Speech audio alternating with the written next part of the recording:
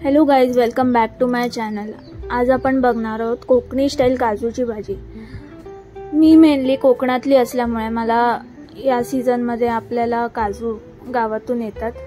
असेच आमचे काजू आले आहेत गावातून, त्यामुळे त्याची भाजी करायचं ठरवलंय। सो हे आहे काजू, त्याचे आपण 2 भाग करून घेणार आहोत। 2 भाग करताना ज्यांना एक्सपिरियन्स असेल त्यांनीच हे काम करा, नसेल तर कोणाला असेल वेळीचा एक्सपिरियन्स त्यांना द्या, कारण का हे हातातून सटकतात आणि हाताला लागू शकतं त्याची धार वेळीची म्हणून। आणि हे कपड्यातून आपण पकडून कापतोय कारण का त्याला चीक असतो, तो चीक हाताला लागू नये म्हणून हे करते। अशा प्रकारे 2 भाग करून सगळ्या काजूचे करून घ्यायचे। आता त्यातला गर काढताना पण आपण न हात लावता तो गर काढायचा, कारण का त्याला चीक असतो, हाताला लागलं तर खाज किंवा काळे पडू शकतात। त्यामुळे हे पाण्यात काढून घेते, कारण का त्याचा पूर्णपणे चीक काढून घेण्यासाठी। अशा प्रकारे सगळा गर काढून पाण्यात ठेवून दिलाय। हा धुवून घ्यायचा 2दा आणि नंतर बॉईल करायला ठेवायचा हा गर। असं केल्याने तो चीक पूर्णपणे निघून जातो। तो बॉईल होईपर्यंत आपण आता या कढईमध्ये तेल आणि लसूण असं ठेचून टाकलेला आहे।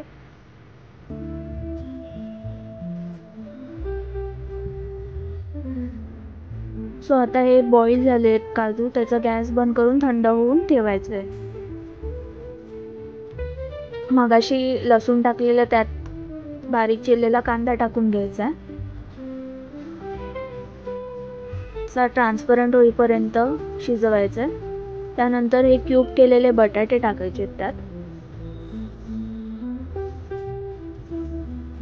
आणि त्यात हे पाणी टाकून हे शिजवून घ्यायचे बटाटे। ग्रेव्ही भाजी आहे म्हणून आपण पाणी टाकून शिजवतो, नाहीतर मोस्ट ऑफ ऑल आपण वाफेवरच शिजवतो।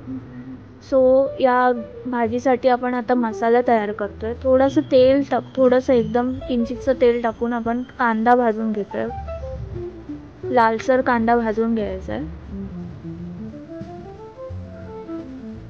अशा प्रकारे कांदा भाजून झाल्यावर आपण सुकं खोबरं भाजून घ्यायचं, किसून पण खोबरं घेऊ शकतो।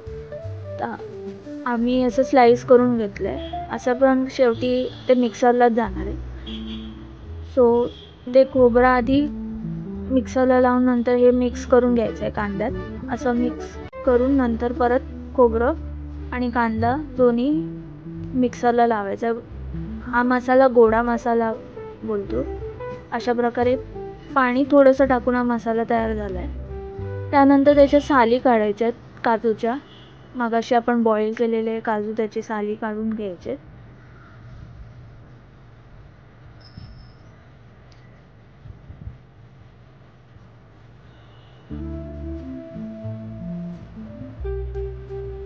अशा प्रकारे ते साल काढलेले काजू आपण त्या मगाशी बटाटे शिजत घातलेले त्यात टाकून घ्यायचा। बटाटा शिजल्यावर हे काजू टाकायचे। टॅमॅटो पण टाकायचे, आधी टॅमॅटो टाकल्यानंतर काजू हे टाकले। टॅमॅटो आपण शेवटला टाकतो कारण का ते ॲसिडिक असतात आणि बटाटे शिजत नाही त्यामुळे। आता हे मसाला टाकलाय, मालवणी मसाला जो आपला घरगुती मसाला आहे तो।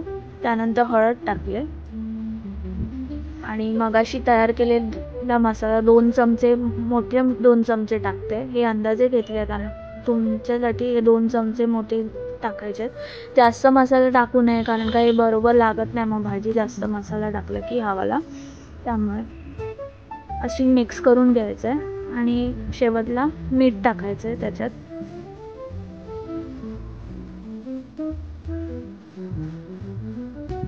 मीठ टाकले आणि बॉईल करत ठेवायचं थोडा वेळ। बॉईल झाल्यानंतर आता 1 चमचा आपण गरम मसाला टाकलाय